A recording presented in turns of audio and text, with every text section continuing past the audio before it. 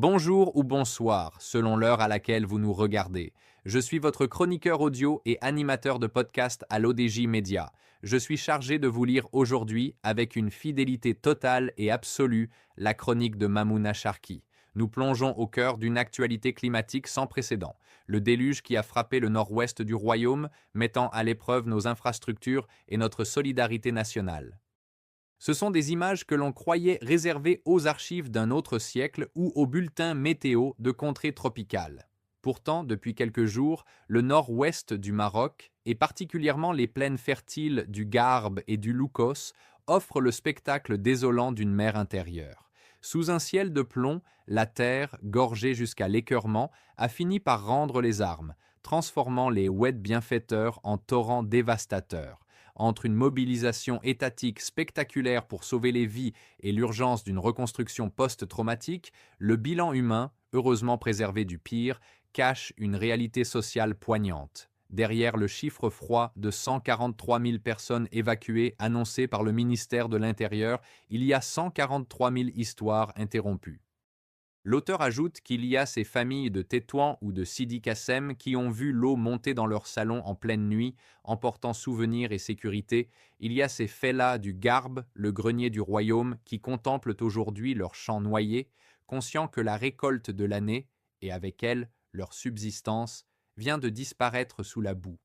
La détresse est silencieuse, étouffée par le bruit des hélicoptères et des motopompes, mais elle est immense.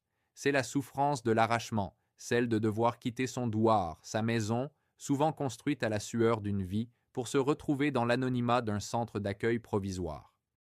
L'auteur affirme que pour lui, au cœur de ce chaos liquide, une digue a tenu bon, celle de l'État. Il faut reconnaître, avec l'objectivité qui sied à l'analyse, que la réponse des autorités a été d'une efficacité redoutable. La doctrine du zéro victime n'est pas restée un slogan creux. Le déploiement des forces armées royales, de la gendarmerie, de la protection civile et des autorités locales a relevé de la chorégraphie logistique de haute précision. Voir des Zodiacs sillonner les ruelles inondées pour récupérer des personnes âgées ou des hélicoptères effectuer des rotations incessantes pour ravitailler des îlots de terre isolés témoigne d'une montée en compétences indéniable dans la gestion des risques majeurs. L'État a joué son rôle de bouclier, anticipant les crues, ouvrant les vannes des barrages avec calcul et ordonnant les évacuations avant que l'irréparable ne se produise. L'auteur pense que ce tableau de résilience est teinté d'une amertume paradoxale. Comme le soulignent les experts, près de 3,8 milliards de mètres cubes d'eau ont été déversés vers la mer.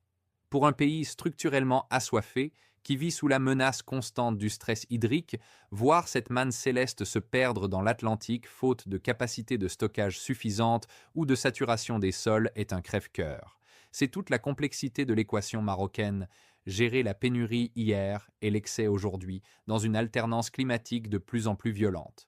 Désormais, alors que la décrue s'amorce timidement, une nouvelle bataille commence, plus insidieuse et plus complexe que celle de l'urgence, celle de l'après. C'est ici que se jouera la véritable crédibilité de l'action publique. L'auteur conclut en expliquant que la question de l'organisation de l'aide aux sinistrés se pose avec acuité.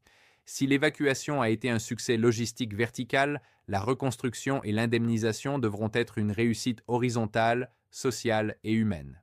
L'expérience du séisme d'Al-Haouz a enseigné au Maroc que la générosité de l'instant doit laisser place à une rigueur administrative sans faille. Les sinistrés du Garbe et du Nord n'auront pas seulement besoin de couverture et de paniers repas, mais de perspectives. Comment l'État compte-t-il orchestrer ce soutien? S'achemine-t-on vers la création d'un fonds spécial alimenté par la solidarité nationale ou vers des mécanismes d'assurance climatique activés en urgence? La subtilité de l'exercice résidera dans la capacité des pouvoirs publics à éviter les lourdeurs bureaucratiques qui transforment souvent les victimes en dossiers administratifs en souffrance. La rapidité du recensement des dégâts, la transparence dans l'attribution des aides et surtout l'accompagnement psychologique et économique des agriculteurs seront les véritables baromètres de la réussite de cette gestion de crise. Le Maroc a prouvé qu'il savait sauver ses enfants des eaux. Il doit maintenant prouver qu'il sait leur redonner terre ferme et espoir, en transformant cette épreuve en une leçon d'aménagement du territoire et de justice sociale. Car après la pluie vient le temps, non pas du beau temps, mais des comptes et de la reconstruction. C'est sur cette note de réflexion que s'achève notre lecture d'aujourd'hui. Je tenais à vous remercier personnellement pour votre fidélité et pour l'attention que vous portez à nos analyses. En tant que votre hôte, j'ai mis un point d'honneur à respecter scrupuleusement l'intégrité et la lettre des propos de l'auteur, afin de vous transmettre sa vision sans aucun filtre. Restez à l'affût, car nous nous retrouverons très prochainement pour une nouvelle chronique, où nous continuerons d'explorer ensemble les complexités de notre monde en mutation. D'ici là, cultivez votre esprit critique et restez connectés sur les plateformes de l'ODJ Média. Prenez soin de vous et à très vite.